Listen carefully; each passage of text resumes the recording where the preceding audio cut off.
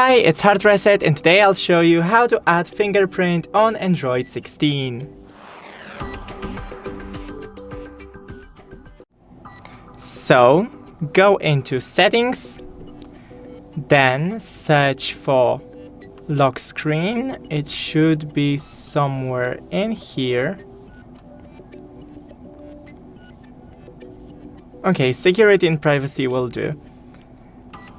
Then scroll down to Device Unlock, Face and Fingerprint Unlock, put in your password. Now click Fingerprint Unlock, scroll down, click Agree, and start. Now put in your fingerprint, lift it up, and put it here again. Do it a couple of times. As you can see, we need to change the position of our finger. Left edge, right edge,